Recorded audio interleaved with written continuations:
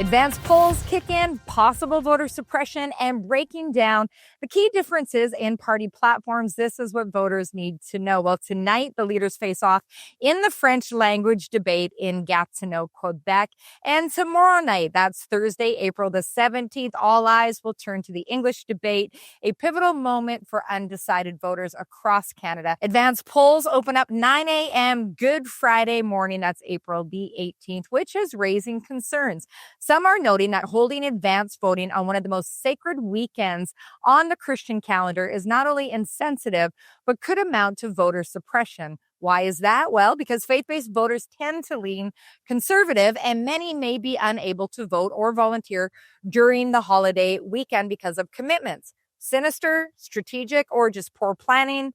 You decide. With advanced polls beginning, we will be using these next few days to highlight some of the clearest policy differences between the leading parties. Current polling shows a projected Liberal win with a conservative opposition and all other parties possibly losing seats. So let's take a look at the defining issues. First, income tax. The Conservatives are pledging to lower the lowest tax bracket from 15% to 12.75%, saving the average worker close to $1,000 a year, and double that for two-income families. The PPC is proposing a flat tax rate across the board to simplify the system and keep high-income earners in the nation. The NDP and the Green Party both propose increases to the basic personal amount. The NDP would make income up to $19,500 tax-free, while the Greens would propose making the first $40,000 of income tax exempt. The Liberals are offering a smaller cut than the Conservatives, though similar, dropping the bottom tax bracket from 15 to 14%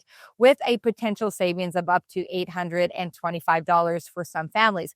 Next, energy policy. The Conservatives say that they will repeal Bill C-69, which they and others call the anti-pipeline bill, and accelerate the approval of major energy projects. They argue that this is essential for jobs, affordability, the economy, and national sovereignty. The Liberals plan to keep the bill prioritizing environmental review processes and provincial cooperation. Many say their approach is more cautious and slower moving.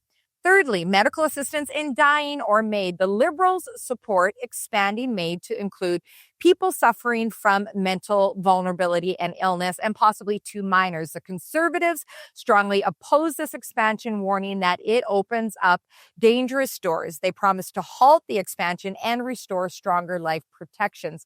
Medical and legal experts have also raised growing concern about Canada's direction. A recent report by the UN Committee on the Rights of Persons with Disabilities expressed deep concern over the broadening MAiD laws, particularly for those with non-terminal conditions. The UN has urged Canada to reconsider, warning of risks to vulnerable populations. This election isn't just about the economy. It's about life, dignity, and the kind of nation that we want to become. So these are not small decisions. And in some cases, they truly are a matter of life and death for our neighbors. We'll continue breaking down these major contrasts in the coming days as we hedge towards the election day on April the 28th. You can also visit formycanada.com for a full breakdown of where the parties stand on various issues. For Merit TV, this is what voters need to know. I'm Faytene from New Brunswick.